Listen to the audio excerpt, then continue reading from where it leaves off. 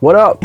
So, appreciate you for joining me again on another creator's comment. So, I think the goal of this is to kind of give you like the talking head stuff of what I actually did, what went wrong, what went right, what was the thought process, and it's for who it's for.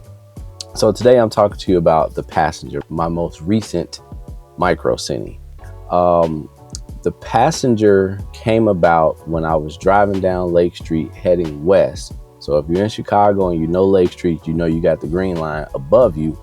And to me, that's always like a dynamic shot to get like the architecture. But when I say heading west, I needed sun. So I needed sun to be out and beaming. And I preferably needed it to be around maybe 3 or 4 o'clock.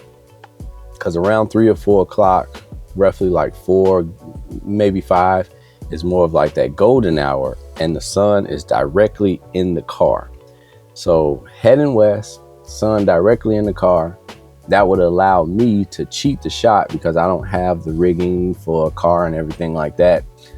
Shout out to Matt for letting me get the little suction cup for the rigging, but to properly do it, hook up a light on the car and just drive, and then that way you got light everywhere you go. I didn't have that.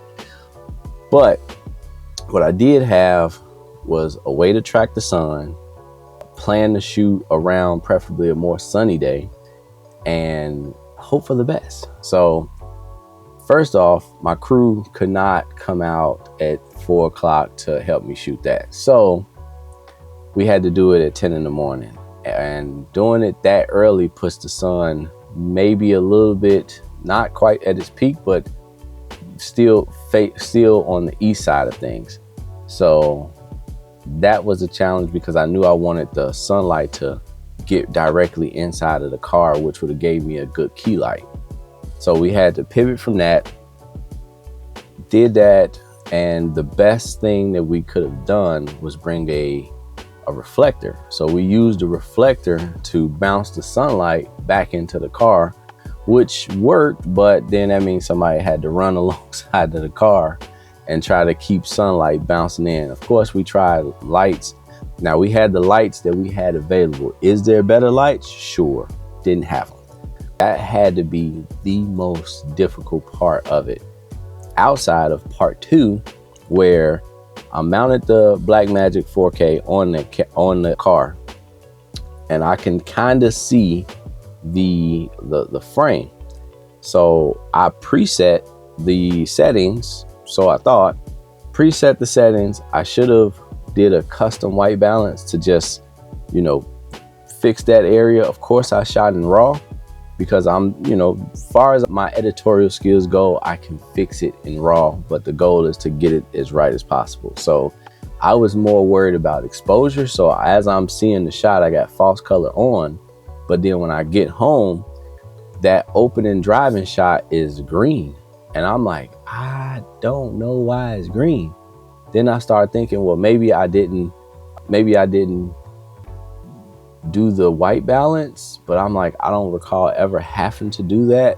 But either way, it did not work out in my favor because I wanted to color match it to the Canon C70, and I had to go a different route. I had to make the opening a little bit more colorful than what I would have liked. So I had to push that tint all the way from the green side to the purple side. And yeah, that first shot, I wish I would have paused a little bit more to try to reset the settings. Next time, I'm definitely gonna do a playback.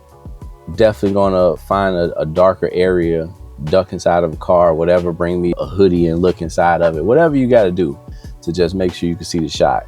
But outside of that, those were the 2 issues. Oh, sorry, it was the 3rd one. The sound. Now I knew from the last one when I made the Dark Architect to bring out my recorder and just get those sounds that I need. Trunk opening, door closing, engine running as driving. So it was like those things I had already pre-gamed. But far as like sound design, like being able to actually design the sound or pick your score prior to you going out there. Sound design for me takes a tremendous amount of time. I would say out of all of the shots that I shot, everything I knew, I had been sitting on it for maybe a month or so, maybe 2 months.